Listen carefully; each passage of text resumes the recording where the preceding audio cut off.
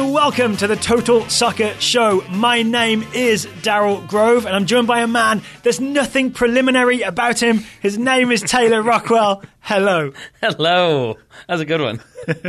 That got me. So it's our thumbs up, thumbs down review of the weekend action as the Premier League closed and the Bundesliga closed and MLS kept going. But also this morning, as we came into the office, the World Cup rosters started being announced. More and more will trickle out throughout the week. The big news that we've seen so far, Jonathan Gonzalez not on Mexico's preliminary roster. Right. So to clarify, it was the preliminary rosters coming out, so it's not the final rosters. It's an opportunity for a few players to maybe do some work, specifically in MLS, I guess, if you're looking towards the El Tri side, to justify inclusion in that final squad. But yeah, Jonathan Gonzalez not in there. To give the quick backstory, Jonathan Gonzalez played for US youth national teams. It was a big deal earlier this year when he chose to file his one-time switch and commit to the Mexican national team. He's Mexican-American. He can choose either. But you can only switch once, right? So one-time switch means one-time switch. It really does. So if anyone's sort of optimistic about this, meaning maybe we can get him back and get him in a US shirt and win tackles for the US, that's not going to happen. He has one-time switched. He's not one-time switching again. No, and I got to put my hands up here and say I was fully convinced he would. I think I may have even gone so far as to say be starting at the World Cup. I certainly thought he was going to be in Mexico's squad for this one. I named him one of my breakout players. Actually. Yeah, I mean, I think that was probably a fair shout because not even in a there was a backroom deal where he was promised a spot or anything like that to make this switch. It just seemed like I think he was promised a shot at it. And he did get a game for the Mexican national team, right? And I would say that, while we might be seeing this as a shock moment, he might not. I mean, it may very well have been look, we have a plan for your long-term development, for your long-term inclusion. I still think it is surprising that he didn't end up making it. Not necessarily because he's been playing really well or anything like that, just because it seemed like his star was so much on the rise that it seemed like sort of a foregone conclusion, in my opinion. But I think it's not as if his switch to Mexico is a massive failure just because he misses one World Cup, right? I think everybody just seemed to have this thing. We focus so much on the World Cup that we think the world will end in late July. There's a whole world to continue. I mean, hopefully. There's a whole world will continue turning. More soccer will happen in August, September, and beyond. Yeah, and I would say you can flip that around and say, well, it's not as though, the United States lost out on a player who's going to be starting for our rival at a World Cup. We still lost a key player or a potentially very big player. And it's not – we shouldn't then be looking and thinking, maybe everything's fine. Everything's great. There's still lots of work to be done and lots of people who need to be doing that work. Well, do you think US soccer might feel vindicated a little bit? Because do you remember we interviewed Tab Ramos on stage for our live show back in January, and we bravely brought up Jonathan Gonzalez. And we said, he's going to be this great player. And he said, maybe. I mean, I think that's what he was in the moment. I don't think he was trying to downplay Jonathan Gonzalez's ability. I think he was just saying that you never know with youngsters. I think you and I were far more inclined to say, seems like we know. Maybe we were wrong. We watched a lot of Monterrey. Yeah, we did. I think Tab Ramos, maybe he saw some things. I still think that was maybe a little bit of damage control, some of those approaches to the loss of Jonathan Gonzalez. But I do think other people will be thinking, they're definitely going to be, we're definitely not going to have to worry about this. It's definitely going to be fine now. Everything's hunky-dory. I do think people in U.S. soccer are probably leaning towards that. The weirdest part is Mexico called up Derek Jones. That's not funny. I don't like that at all. Let's move on to our thumbs up, thumbs down review of the weekend. Oh, just to say that later this week, we're going to get deep into it's that time, right? When the preliminary rosters are out, it's time to start doing your World Cup previews. We will have World Cup Group A preview for you later this week. Indeed. So hold on to your butts. Hold on to your butts. But first, let's look back at the Premier League, Bundesliga, Major League Soccer weekends with our thumbs up, thumbs down review. Where would you like to start, Mr. Taylor, non-preliminary Rockwell? I would like to start with Liverpool. All right. Liverpool's 4-0 victory over Brighton because it secures top four for Liverpool. Yep. There was a chance, right? There was a chance that if they lost and Chelsea won, that Liverpool could drop out of the top four, miss out on Champions League. And then if they didn't win the Champions League, then suddenly it goes from the best season ever, or not the best season ever, but a very, very, very good season for Liverpool to a bad season. So that's thumbs up for them, but also thumbs up to Liverpool fans for cheering Mohamed Salah's daughter. Have you seen that video? Because it's amazing. It makes me so happy. Is it that he pulls her on the field at the end to get his trophy? Well, she's with him, and then she's dribbling a soccer ball. They're all cheering. He takes it away and does a move. They boo him, so then he gives it back. They cheer for her again, and you think it's done, and then she slowly figures out that they're cheering for her. Like, I think she just doesn't even realize it. And then she comes back out and, like, kicks a ball and then looks around and sees everybody cheering and then kicks it again and sees everybody cheering. And it's that moment of realization that is the part that made me crack up. And it's a credit to Liverpool fans. I showed it to my wife because we were both just like, it's kind of amazing. Like, 50,000 people are, like, playing a game with a child all at once. It was pretty cool to see. So thumbs up to Liverpool fans. Also, first time they've booed Mohamed Salah this season. This is got to be, right? I would say so. And I did enjoy that he immediately stopped and put his hands up. Like, you're right. She can have the ball back. So Salah finishes with 32 goals, which is apparently a new record in the Premier League, or at least in the 38-game version of the top flight of English football. Yes. 32 goals. Didn't even really play centre forward. He played right wing. Yeah. We'll see what happens in a front three. We'll see what happens with the dubious goals panel, though, because I hear there's 7 or 8 goals still in the decision process for Harry Kane. Get out of it. I also want to say from this game, thumbs up to Dom Solanke for suggesting he could be part of Liverpool's attack. Okay. Have you seen Solanke in this game? So Liverpool played a 4-2-3-1. They had Firmino, they had Sadio Mane, they had Mohamed Salah, they also had Dom Solanke. So Klopp put out all 4. He really went for it. Solanke got the assist for Salah's goal. First goal, I think, when he dribbles inside and does a classic Liverpool front three type move, a quick outside of the foot pass, looking for a 1-2, but Salah finishes. Later in the game, Mohamed Salah does one of his Leo Messi dribbles when he looks a lot like Leo Messi when he's running. Starts on the right, dribbles towards the centre, and then lays it off for Solanke to get his first Liverpool goal. And if anyone's not familiar, Solanke is this young English kid, right? He's 20. He was the Golden Ball winner at the U20 World Cup when England won it. So it's a really big thing to get him integrated into this Liverpool team. Was he from Liverpool, or did he come from another club? I think he previously? came from Chelsea. That's what I thought. Yeah. Okay, yeah. So just another one for Chelsea, maybe losing some players that they might regret. And just to the idea, I want to say a thumbs up also to Jurgen Klopp, not just for giving Solanke a chance, but also for just going for it on the last day of the season, because apparently they only needed a point, but instead he fielded 4 strikers. And he said, here's a quote I saw from him afterwards, I have no real idea how to go for a point because it's always halfway to losing. I like that quote. Yeah. It's a good line. It's a good line. That's what it's also justification for when you want to put all of your attackers on the field and potentially win, but also potentially lose. Yep. You can justify it either way at that point. Lovely. Yeah. So that was an enjoyable game to watch, right? I watched a bit of that live, and I saw some highlights as well. Very enjoyable game of football, as most Liverpool games are this season. It does seem that way. We'll see how the Champions League final goes. I also have thumbs up to Gabriel Jesus in Manchester City's 1-0 away win at Southampton. A weirdly important goal for a goal that sort of didn't matter. Yeah. Well said. First of all, because it's like double skill, because he settles a ball over the top perfectly, then he chips the goalkeeper. That's pretty impressive. Obviously, that I'm going to say lobs the goalkeeper, because it's not a chip off the floor, right? It's like a volley out of the air.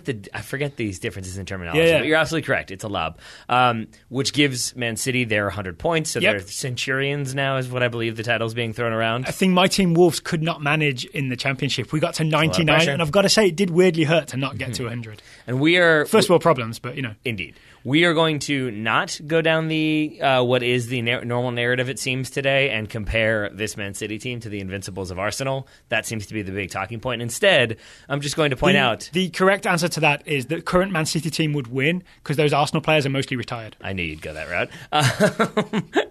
But I wanted to bring this one up mostly because I was looking at my chalkboard the other day. I think I put it on Instagram. You sure did. You have less than a year for Josh Sargent to get to the point where he replaces Gabriel Jesus, my friend. I'd say Josh Sargent has less than a year. I don't know. This is a prediction, a lockdown prediction, guaranteed by Daryl Grove. In case anyone hasn't seen our Instagram, it says on our board, I'm just saying Josh Sargent is going to supplant Gabriel Jesus in 2 years' time. That's Daryl Grove, May 2nd, 2017. Yep. It's time. Time. There's time. There is time. It's probably not there, is it? This also gives Man City 32 wins in a Premier League season, which is also a record. Wow. It's kind of where the 100 points comes from. Decent. Not too shabby, Not too shabby. In the same game, can I give a thumbs up to Fernandinho for doing Claudio Bravo's job for him? Sure. Have you seen this? Okay, so there is a moment, Jesus scores in the 94th minute, right? So this was 0-0 right to the end. There's a moment in this game where Romeo chips the ball over the top of Man City's defence to Dusan Tadic, right? He looks a mile offside, but Tadic has been watching Aymeric Laporte, who has, rather sleepily, left Tadic onside, right? So it's Tadic versus Claudio Bravo in goal. Tadic puts Bravo on the floor 3 times. You remember the JJ Okocha versus Oliver Kahn video? It's a little bit like that. Tadic is like dribbling one way, fake shoots, Bravo goes down, goes the other way, fake shoots, Bravo goes down, puts him down one final time. Bravo's he's literally like a fish out of water, just flopping around on the floor. When Tadic eventually decides to shoot, the guy who's been aware to it all is Fernandinho. Right. He has got back on the line, he clears it off the line with a volley, somewhat saves Bravo's blushes. That seems unnecessary to do to Claudio Bravo. He's already had a rough enough year and a half. I don't think he needs you to further humiliate him. Tadic. For someone who's a champion, he's had the roughest year, right? Yeah, I think that's probably true. And he didn't need that going to the World. No, he's not going to the World Cup. He has had a terrible year. He has indeed. There was the Man City projected. They did a thing where when they I guess not officially won the title, maybe it was that, but they projected the image and name and hometown of every single player in the senior squad onto a building or a spot that they had designated in their native country. Yeah, and it was very cool to see. Except it was also wait, what? That guy still plays for you? You definitely had that moment of oh yeah, Claudio Bravo. Right. Forgot about you. Speaking of, John Stones got a game. He did. That's great. Yay. I needed that to feel a little better about England at the World Cup. And Phil Foden got some minutes towards the end as well. One game in garbage time is what you needed? All right. Also, thumbs up to Watford Football Club for backing off and giving Michael Carrick space to play a Michael Carrick classic long pass on his final game. Direct over ball. Direct over ball. He's so good at it, though. He's a sprayer of passes. And I really feel I don't know if it's end of the season, last day of school type stuff, but Watford were not pressuring Carrick in midfield. And he just played this beautiful long pass that found, I believe, Juan Mata to square for Rashford. You got it. Rashford gets a goal going into the World Cup. Carrick gets one of his classic long balls. Mata gets an assist. It's kind of perfect. Michael Carrick. Very, very nice of you, Watford. Yeah, it was. Michael Carrick send off. They also gave him the Guard of Honor. Both teams did as for his final Man United game. And all 34 of his England caps were present. He's up there, isn't he? It's him and Paul Scholes are probably the two with the fewest that should have more. I think Scholes still got a bunch, but not as many as you probably would think. Yeah, he should have 400. Should have 400. And Ryan Giggs, 0 England caps. Very surprising. And 10 Welsh caps. Any more from the Premier League? It's probably not far away from that number. I feel like it might be 12. Any more? Before anyone tweets at us, we know it's not 12. It's 11, right? Any more from the Premier League, Taylor? No, I don't think so. I think it was a fairly quiet weekend, all in all, especially given that relegation was more or less decided before the ball kicked off. That's true. But you didn't have your eyes on Wembley, did you? What, for Tottenham? Tottenham 5, Leicester City 4. Oh, I mean, I saw that. It was just sort of yeah, okay. Thumbs up to England strikers for filling their boots in advance of the World Cup. There were classic Harry Kane goals for Harry Kane, classic Jamie Vardy goals for Jamie Vardy. Have you seen Harry Kane's first goal in this game? No. It's the perfect Harry Kane goal. He receives the ball roughly at midfield. He's got 3 players chasing him, and he does the classic Harry Kane dribble forward where it looks like he's one of those guys getting fit and they're dragging a tyre behind them. Have you seen that? Where people will attach a tyre to them and pull it for resistance? He always looks like that when he runs to me. And yet, no one catches him. I don't know how he does it. He's the slowest, fastest man on the planet. I always forget that the final games of a season leading into a World Cup is when Daryl goes full England. I forget these moments. Let's go and he did this, and he could play for England, and he did that, here's the point. This is why it's important, is because people have been worried about Harry Kane for the last few weeks since he came back from the injury. And if he hadn't had a moment of, Harry Kane's back, then we all would have been thinking, is this the real Harry Kane, or is there an imposter going to the World Cup? I understand. You know what I'm saying? Yeah, I'm with you. It is still you, on the final day of the season when they had nothing to play for, he got to start. It means he's going to be 100% good to go. But this really was a fun game for that reason. He also scores a second goal, finishes 5-4, where he absolutely... Not the only game of the weekend that finished 5-4. He sells Hamza Chowdhury with a beautiful... fake, I'm definitely curling this at the far post, but then actually cuts back across. Young Hamza Chowdhury buys it completely, and then Kane actually does readjust and curls into the far post. Classic Harry Kane. Vardy got a couple as well. Do you feel better? I do feel better. I really do feel better. Spurs 5, Leicester 4. It's also, just for the record, Spurs' final game with Wembley as their home ground before they move into the new stadium. I've forgotten the name of it. But it's a nice send-off for Wembley for Spurs. I did so myself... moving out of your temporary flat that you were just in for a year with slightly fun memories. I still find it frustrating that I've seen a few Spurs fans saying it wasn't a bad season given that we were played away from home all year. And it's you had a home stadium that you played in for the entire season. And it was still in North London. Yeah, it's not like you had to play in Huddersfield. Yeah, exactly. Did you see the Pochettino quote? That was interesting. That means that either he's going to... So if anyone hasn't seen it, it was essentially they asked him if he's going to stay, and he said he wants to, but he has ideas for what he wants to do, and we'll see if the club will go along with it. I think, and then I can't remember if he said this or it's just being reported that he wants £150 million to spend. That seems like either someone has inside sources or someone's just taken a guess at what Pochettino might want to spend and written that number down and published it in a newspaper. Gareth Bale? Question mark? But something like that, it seems that Pochettino's hinting at we need some major something, which is probably a couple of big name signings, which is the opposite of what he did last season, right? Instead, he sold Kyle Walker. Or he may look elsewhere. Yeah, I mean, I think it would be surprising if he left right now because so many other coaches have already filled so many other vacancies. That's true. I feel like it is sort of... All the good spots on the carousel are taken. I mean, most of the good spots. Like, you still have Arsenal, but I feel like it would be a big deal if Pochettino moved from Tottenham to Arsenal, so that seems unlikely. He'd be the ultimate Sol Campbell figure. Yeah, but you have... Yeah, I think so. Just even maybe more so? I'm not sure. But you have Tuchel that's official at PSG as of today. Roberto Mancini. That was the worst kept secret, right? It really was. Tuchel, yeah. Roberto Mancini is rumored to be, or already has taken over the Italian national team. I think Lucien Favre is going to take over at Dortmund at the end of the season. So really? That's the other rumor that I've seen more or less confirmed, that Peter Stoger will not be reappointed. I don't have in my thumbs, but the final game defeat to Hoffenheim probably didn't help Stoger's case if he was hoping to keep that job. Yeah. So it just seems like some of those big clubs are being, big club positions are being filled. So I feel like if Pochettino were to leave in the middle of the summer, obviously then he is a very much in-demand figure as soon as one of those teams starts to have trouble.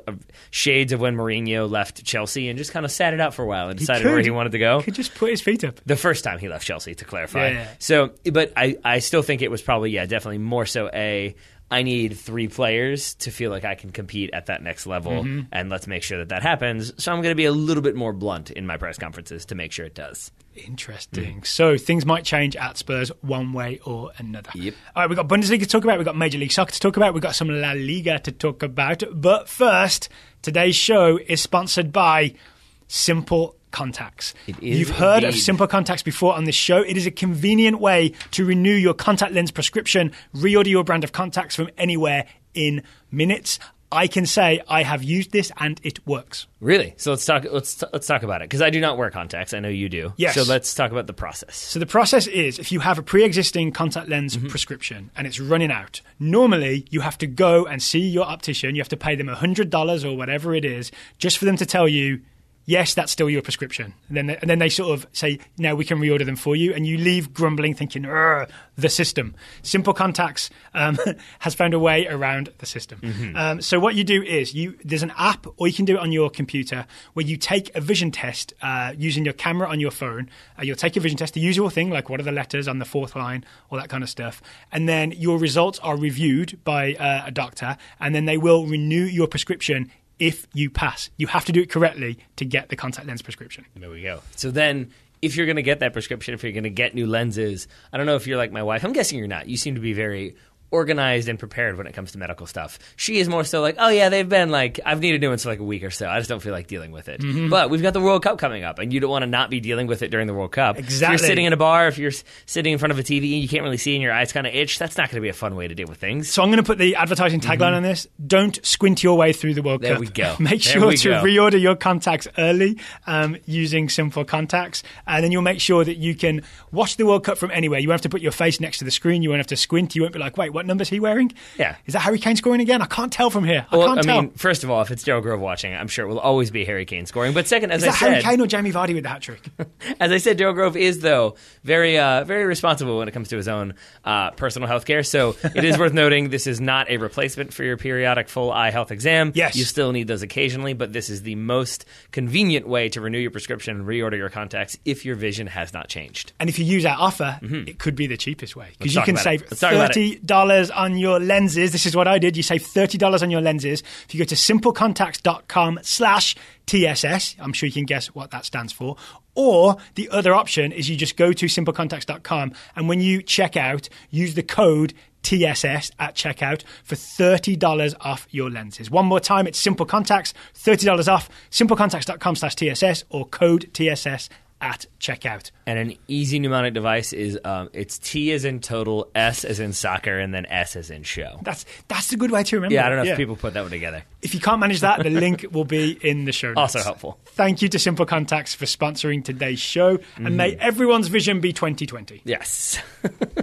So we were dancing around a little bit around Germany. Let's go to Germany, shall we? Yes. To the Bundesliga. I'm going to say sad, conciliatory thumbs down, but maybe up to Bayer Leverkusen. Okay, talk me through it. Who missed out on the final Champions League place in the Bundesliga. Hoffenheim beating Borussia Dortmund on the final match day means that Hoffenheim finished with 55 points. Borussia Dortmund finished with 55 points. And Bayer Leverkusen finished with 55 points. You are correct. I know this because I was watching the multi-match thing on Fox Sports with that one very brave gentleman who was trying to track like 10 matches at once or whatever it was. Well, no, 9 matches, right? It's a challenge. But well done to him. Yes, and in this one, it ends with Hoffenheim on plus 18, Dortmund on plus 17, Leverkusen on plus 14 goal difference. Wasn't there a moment when Leverkusen were like 3-0 up and they needed a couple more goals and it would have swung it and Dortmund would have been out the Champions League and Leverkusen would have been in, but then Hannover scored twice. Yeah. Basically because Leverkusen were going for it. Yeah, it was closer than it probably should have been. And I think yet another reason why maybe Lucien Favre will be getting that new gig at Dortmund. Yeah. I'd also say, despite failing in the end, nothing ventured, nothing gained, right? He may as well have gone for it. Yeah, and it's still a very young Bayer Leverkusen team. Sure is. Seems like they will be able to... Kai Havertz? You've heard of him before, have you? What about Julian Brandt? You know him? Leon Bailey? These are all Leverkusen players. I think... and it seems like they'll be able to hang on to more of those players than, say, Schalke, who have already lost 2 of their players this summer before the season's even over. So it seems like Leverkusen have put themselves in a good position. Hoffenheim have put themselves in an amazing position. A Champions League position? I mean, given that they managed to improve, given that they had... they're dealing with a lot of players who are older, who are maybe like Domenico Tedesco is getting the best out of them, and then we'll see what happens at the end of the year. Excuse me, Julian Nagelsmann, not Schalke's coach. Julian Nagelsmann is getting the best out of them. We'll see where he ends up as well. That's interesting, right? Because we all thought Bayern job for him, and it's not. It's Niko Kovac. So maybe we see Nagelsmann at Hoffenheim for one more season. It seems like we probably will. I think actually the temptation of Champions League might be enough to keep him there. That would make sense, right? Yep. While we're talking Champions League, I want to say thumbs up to Weston McKenney, UEFA Champions League midfielder. All right. So Schalke had already qualified for the Champions League. We knew they were going to finish second no matter what. They'll be in the Champions League next season. Weston McKenney, after his injury, has been sort of slowly working his way back to form for Schalke. This weekend in the 1-0 win over Eintracht Frankfurt, from what I saw, he was back to his best. Okay. So I watched chunks of this game using Fox Soccer Match Pass. I also, and I would recommend our listeners do the same, if you look at the Scuffed Twitter feed, I know I sort of promote this a lot, he did an every highlight version of McKenney's game. You could see all the classic McKenney ingredients were there as he played central midfield in this 1-0 win. So I've got it, as Taylor would say, Weston McKenney doing Weston McKenney things. Yeah. So he's played himself into contention for the summer friendlies for the U.S. national team. I mean, maybe we get to see McKenney in the U.S. national team is always a good thing. Yep. But let me talk you through what you'll be seeing from McKenney for the U.S. this summer and from McKenney in the Champions League next season. Sure. Bold slide tackles in central midfield that are somehow successful. They always look like they're going to be a foul, ends up with McKenney winning the ball. Brief wrestling matches where McKenney emerges with the ball. Clever short passes out of pressure. And new for the end of the 2018 season, chipped through balls forward. Lots and lots of chipped through balls forward. He's adding that piece to his game. He's doing it more consistently.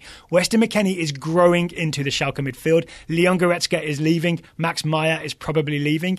Next season, Schalke in the Champions League, Weston McKenney is going to run central midfield for Schalke. Right. He's a 19-year-old American. Or chipped balls over the top, calm in possession, good organizer. I feel like maybe a replacement for Michael Carrick. Let's get him to Man United. Let's not get him to Man United just yet.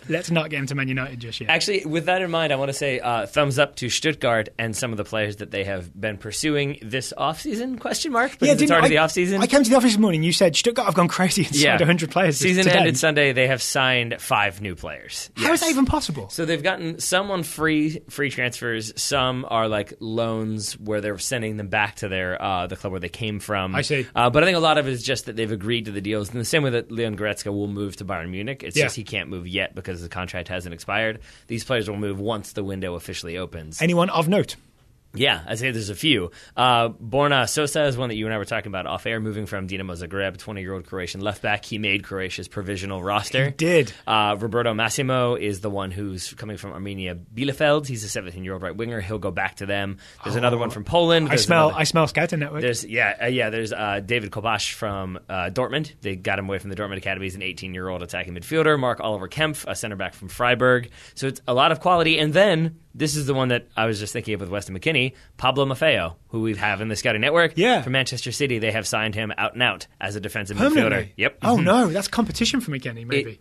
No, this is for Stuttgart. Oh, Stuttgart, sorry. Yeah, for Stuttgart, yeah. Good to know where your head's at. But yes, for Stuttgart. But this is an example of a player who it seems like just has chosen to go for a smaller club, knowing that he will be able to get minutes and start regularly for them, as opposed to play for the Premier League champions, but really not play for the Premier League champions, play for the U23s, get loaned out to a championship side or something like that. I think it's a very smart move, and it's a good sort of avenue for youngsters to pursue if they don't yet want to make that big move, but do want to get regular playing time. Speaking of big moves, okay, so Dortmund's season finished badly. They did make the Champions League. There's a new coach coming in. There have been rumours bouncing around about Christian Pulisic to Liverpool. I am now sort of inclined to think it would be a good time to join Liverpool. Okay. Because Dortmund, it's going to be a whole new thing starting up. You don't know how it's going to go. Liverpool are this absolute sort of juggernaut right now of excitement and attacking combinations. I think they could do with an extra player for that front three. I think it could be Christian Pulisic. I think it could work.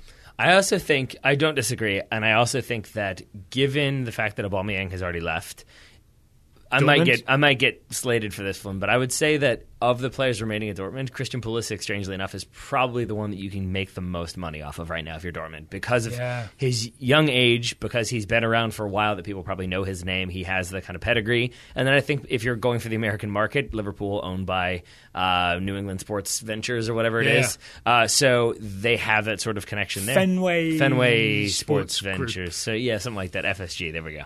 I don't know why I wanted venture in there, but I did.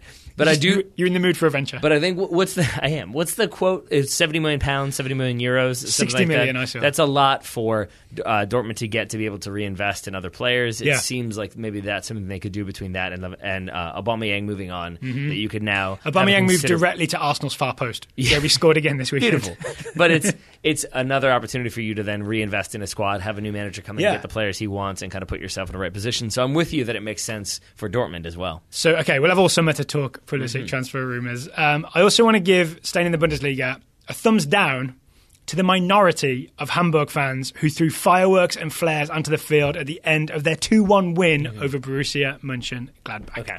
So I saw this happen again with the multi-match thing. Hamburg actually put in a good performance and won 2-1. They needed to win, and they needed to hope that Wolfsburg lost. Right? Did Hamburg, or did some of Hamburg? Like, say maybe 10 players. We'll talk about him in a second.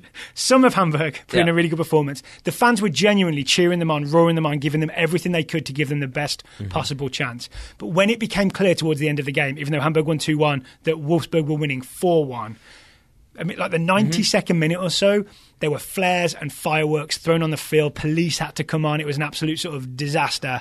What I read afterwards is that it was a really small minority of Hamburg fans, and that the actual majority of Hamburg fans were singing, "We are the people of Hamburg, you are not." And they sort of cheered as the sort of perpetrators were ejected from the stadium. And I think the reason I'm so weirdly passionate about making this point is that when you see the photo, when you see the video, it looks like all the Hamburg fans rioted and caused a huge scene and were really bitter about going down after 50-something years or whatever it's been, when in reality it's just a very small minority of fans making it look bad for everybody else.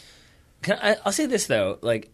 I don't have as big of a problem with that as you do. I'm not sure why, and maybe I should, but it sort of is like, yeah, I kind of get that. Like, I get being frustrated by several years of mismanagement and poor investment leading to a club that's never been relegated being relegated. I get maybe throwing a flare on the field. I get Flare's dangerous if you throw them on the field near the players. I guess you're right. That's true, because then you are risking staff and personnel as well fireworks as player health. As well. Fireworks are basically explosive. I guess I understand then being vocally angry about the state of things. You're right that it probably doesn't necessitate potentially injuring other humans, so you can remove that part. But the whole idea of Hamburg going down with a stiff upper lip and chins up and head held high, it's like, oh, that's great to say, but if you're a fan of that team, you're justified in your anger. Is how Fair I enough. feel. All right. Can we also say thumbs up? But you're right, don't throw stuff. That's something a 4-year-old knows. Things can be two things. Yeah. Right? Can we say thumbs up to Borussia Mönchengladbach for their own relegation clock? We sure which can. It was mean. It was really mean. Yep. But it was kind of funny. Mm-hmm. Yeah. It was, but then it felt like some of that was then... We should give the backstory for people who don't know. Sure, yeah. So Hamburg have the clock since they've never been relegated. It's the clock that shows how long they've been on the top flight in Germany. So Gladbach fans, knowing that they were almost certainly going down, they being Hamburg, had a clock of their own that was counting down the minutes until they were officially relegated, which is brutal. But as I forget who I saw pointed out that Gladbach at this point had already or like just barely been eliminated from the Europa League spots as well. So it's sort of like for them was also when the flares started happening. There's still like 30 seconds to play in the game. So they had to wait and get everything dealt with, and then they played the final 30 seconds. It was a little bit like purgatory. Yeah. Like we're just sitting here waiting so you can get relegated, we can just finish mid-table. And awesome. It prolonged the agony for most of the Hamburg players as well, who put in a really good faith effort, got the victory that was at least the minimum required on the final day of the season. And 10 of those Hamburg players had to wait on the field. Yep. One of them did not. His name was Bobby Wood, US men's national team striker, sent off for 2 yellows. Finishes the season with just 2 goals for Hamburg, one of which was a penalty kick. Not a good season at all. I don't see him staying there. I don't really know where he goes. I've got thumbs up to next season when Bobby Wood scores 25 goals as Hamburg are promoted from Bundesliga 2. You really think he stays there? Here's why. Okay. 1, he used up all his bad fortune this season. 2, in 2017, he signed a new contract. He is at Hamburg until 2021. He has had such a bad season that no one's going to come in for him. So that nobody's a term. That to me says he ends up staying at Hamburg just because he's not a hot commodity. And then and he's also got a really good track record of scoring a ton of goals in Bundesliga 2. So he'll probably end up staying and being their main source of goals in the second division. I think several MLS clubs might like a word with you about where Bobby Wood goes. Maybe, but he'd be expensive to get away from Hamburg, right? And no MLS club is going to be willing to pay Bobby Wood's transfer fee with, 3 years remaining on his contract. Well, isn't there then the counter-argument, though, that if he's signed for Hamburg, if he got a new contract when they were in the Bundesliga, that maybe he got more than they can necessarily afford to pay a player who only gets 2 goals? He may have if you're smart and you're Hamburg, you have relegation clauses in your contracts. True, right? Very true. Maybe even a minimum fee release clause on relegation. So we shall see, but I'm just saying don't be surprised if Bobby Wood ends up staying at Hamburg. All right, and finishes next season as their top scorer as they get promoted? Is that what I heard you end with? Yeah, that's a very specific prediction for next season. A little bit. Yeah. A little bit. All right. Getting it in early. Where else shall we go in Europe? Let's go to our bellies. Because today's show is sponsored by Xbar. It's a returning favourite. Xbar is a whole food protein bar made with 100% whole ingredients. It says on the packet what those ingredients are. And we're very grateful for that. We're assuming that we're going to be spending the majority of the next month in the office watching games, talking June 14th, about the World July Cup. 14th. Yeah. So it can be difficult when you're in a small room to eat healthy. There's a lot of inclination to do a lot of takeaway, takeout, that sort of thing. Xbar at least gives you the healthy protein bar option. Yep, no artificial ingredients, no fillers, no preservatives, and no BS, which I believe stands for Bernardo Silva or Bart Simpson. I'm still not sure. One thing is, you don't like that joke, do you? One thing is, I liked it the first time. Xbar comes in 11 flavours, but from May 14th, which I believe is today, there are 3 new flavours. What are they, Daryl? Mango pineapple. I'll eat it. Peanut butter and berries. I would eat that as well. Chocolate hazelnut. I would also eat that. In addition, I feel like they're doing a little bit of legwork to not say the flavor that inspired chocolate hazelnut, but that works. It's fine. May 21st onwards, Xbar is going to introduce RX Nut Butter. It's made from the same core ingredients as the regular RX bars, but nut butters include a base of nuts, which are peanuts or almonds, egg whites, and dates. I've been eating dates separately, by the way. Really good stuff. Those flavors will be honey cinnamon peanut butter, and vanilla almond butter. I would eat all of those things. One listener who we know is eating RX Bar is Will Herson. He sent in a report that said no time tonight after work before the drive to Derbyshire. So did I pronounce that one Derbyshire? Derbyshire. There we go. Thank you. So we packed RX bars for the trip. The blueberry bar made my day. He had less complimentary things to say about another flavor. Then the chocolate sea salt made it again, and then Fulham's impotent attack re-ruined it. The struggle is real, says Will. Oh, so he was at the Fulham playoff game against Derby. Mm-hmm. That makes sense. So 2 out of 3 flavors, not bad. Maybe Will like some of the new flavors even better. Let's hope so. So if you would like to get 25% off of an order of our Xbars, if it's your first order, you go to rxbar.com/soccer, enter the promo code TSS at checkout. So rxbar.com/soccer, TSS at checkout. You get 25% off, and for a limited time, this is until June 30th, every order will get 6 free samples. That's the 3 new RX bar flavors and 3 of the RX nut butter flavors as well. Plus 25% off. That is not bad. So thank you to RX Bar for sponsoring today's episode of the Total Soccer Show. Now, more Europe. Where else should we go in Europe? Oh, big stuff in La Liga. Things. Yeah, I've got thumbs up to Emmanuel Boateng, who scored a hat-trick with 3 smart finishes as Levante beat Barcelona 5-4. Did not see that coming. Ending their perfect season. How did this happen?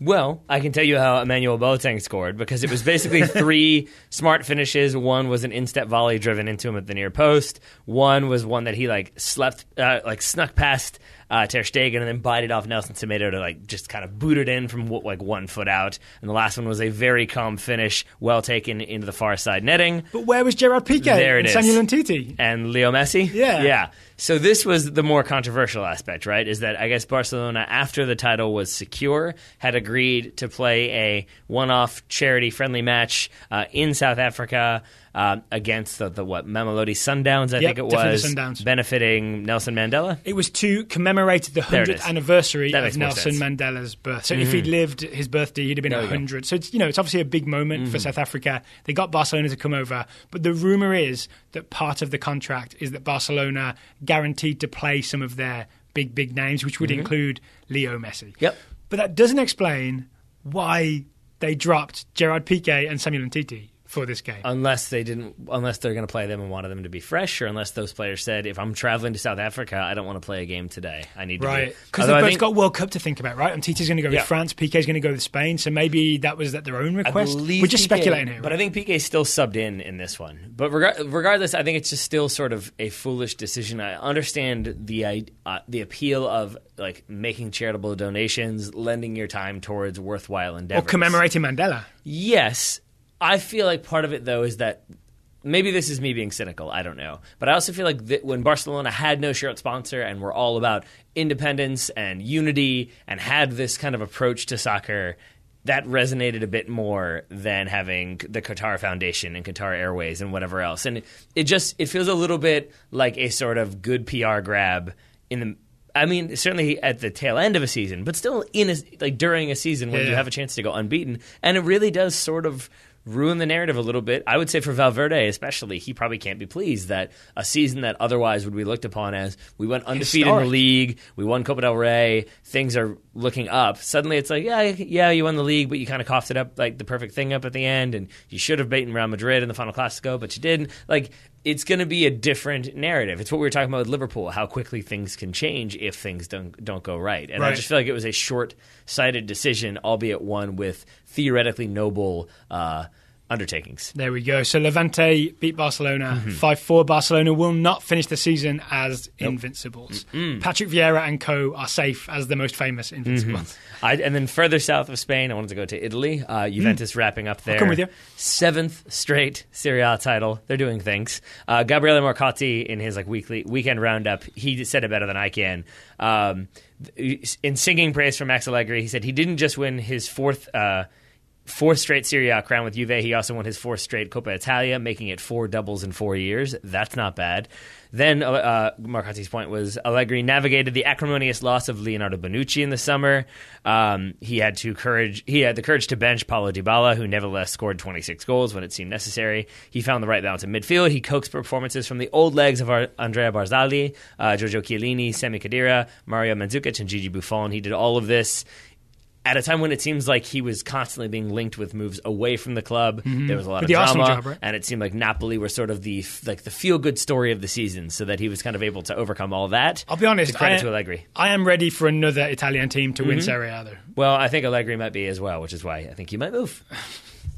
Okay, shall we move to the United States of America, which is where we live, to Major League Soccer? And I would like to start with a thumbs up to Taylor Twellman's Wayne Rooney rant on ESPN. All right.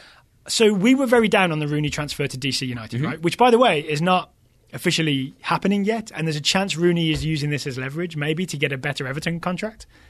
It's possible. It's been bouncing around for a little while without anything being official, right? I've rethought the idea of it being a terrible move because I watched DC United this weekend. Okay. And I saw Darren Mattocks up front, and it just, in my head, I just thought, yeah, Wayne Rooney would have done a lot better than Darren Mattocks did in this game. Wayne Rooney would 100% be an upgrade in DC United's attack. And I think that was the thrust of Taylor Twellman's point, which is, he's a better player than what is here. He would be an improvement. But, and here's the part where Taylor Twellman got angry, and I agreed with him. Did he get angry? He did. It needs to be... I think he blew out his mic. It needs to be not just this sort of one shiny thing that DC do to try and prove that they're, keeping up with the big boys.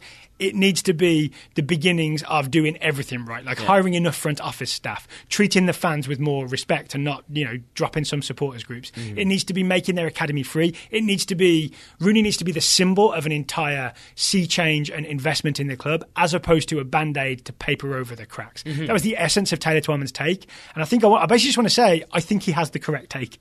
Yeah, I think he absolutely does. At the time, I thought it was going to be much more about how Wayne Rooney is an upgrade, but there's still reasons for concern. But that it got much more to the underlying issues, I think, plaguing DC United and a lot of the problems off the field, both in the front office and in the stands, as you alluded to.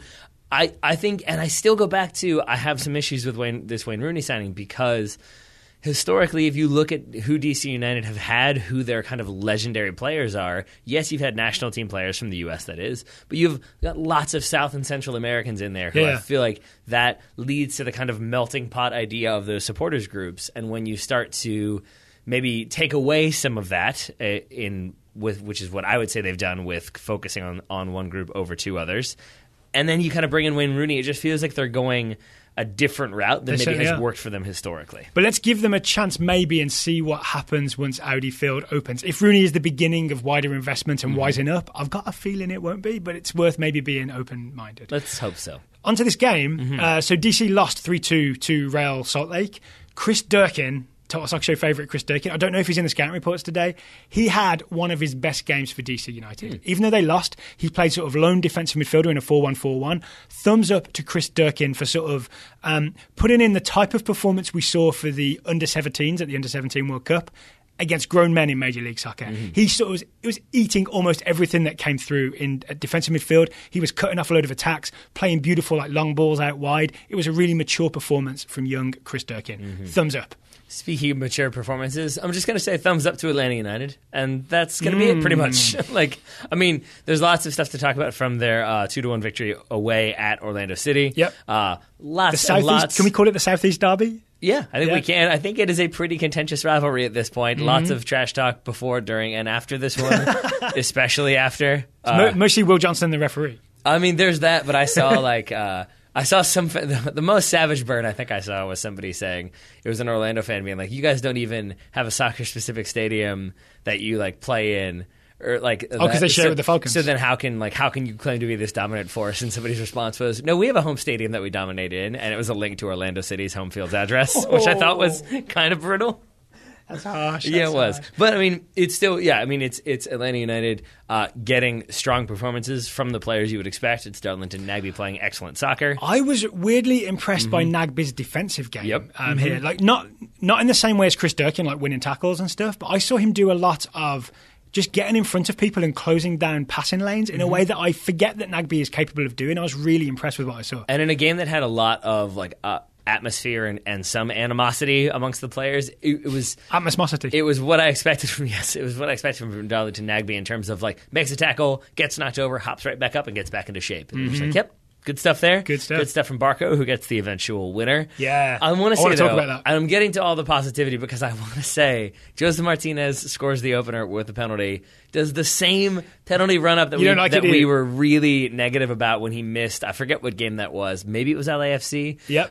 It's because he does that thing where he jumps before. Oh, he does. It's more than that. It's that he does the back away from the ball Then he does like a stutter step bend over. Then he runs up and jumps in midair and then finishes while landing on the ground. This time it worked, though, because he shaped like he was going to bend it to the right, sends the keeper that way, Bendik, I believe, was in goal, and bends it to the left. Or just like straight foots it with his right foot into the bottom left corner. It definitely worked, but it's gonna not work, and it's going to be, again, spectacular when it does not work. Watch that again, any fans out there, and tell me that you're confident in that run-up until the ball's like 2 feet away from him and it's clearly going the right way. Yeah. But even when he hits it, I'm like, I still feel like he's going to miss it every time even I watch him watching hit it on the replay, I was thinking, this isn't going to work.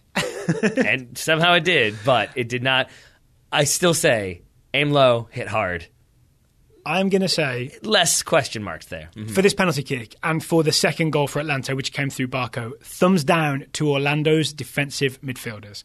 Apparently, they've been good all year, right? It's Higuain and I always forget the other guy's name. Is it Yotun? Yes, Higuain and Yotun are the two defensive midfielders for Orlando. If you watch the first goal, especially Higuain, allows the ball to get from Almiron to Garza, doesn't close that lane down. When Garza receives the ball, Garza's not really sure what he wants to do, and Higuain just puts his hand like across his shoulder and gives Garza the chance to go down by pulling him back, even though Garza was not a threat at all at that point. I think it was some horrible decision from Higuain. Oh, go ahead. Do you have more to say about that moment? Second goal, the Barco goal, Barco 3 times finds space between Higuain and Yotun. He keeps passing and moving and just exploiting pockets of space. In the end, I think it's Yotun who runs alongside him and Barco plays the 1-2 with Garza. Yotun just doesn't track him. That's why he ends up being absolutely free in the box to score that second goal, Ezequiel Barco. It's a weird result for Orlando, not just because they lost, but because the things you mentioned. Then there was like Kleshtin and El Munir getting into it at one point. Yeah, and bit of a lead by Kieran Dyer situation almost there. Yeah, and then you had Mohamed El Munir going down. I thought it was a dive. You thought maybe he had like sprained an ankle or something like that. I thought he rolled his ankle, yeah. But it looked... at the very least, it looked like there was not much contact, and it seems like he was selling some things. And even when they pull the goal back, Justin Miram scores. And it's he really is calm, picks his spot, finishes neatly.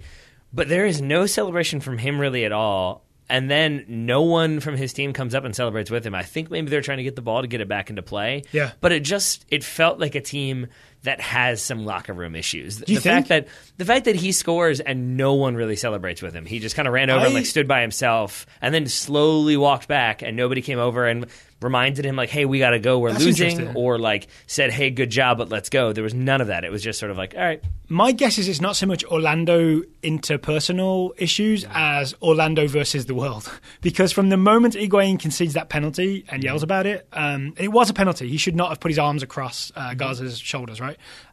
They are complaining about every single call. They're just mad, basically. They spend the whole game being mad and making bad decisions because they're mad. Will Johnson's dive and then yell at the ref at the end. Someone responding to the Soccer Cooligans Twitter account, I thought the same thing. He looks like Jim Norton, the comedian, he does. when he's doing his angry Definitely face. does.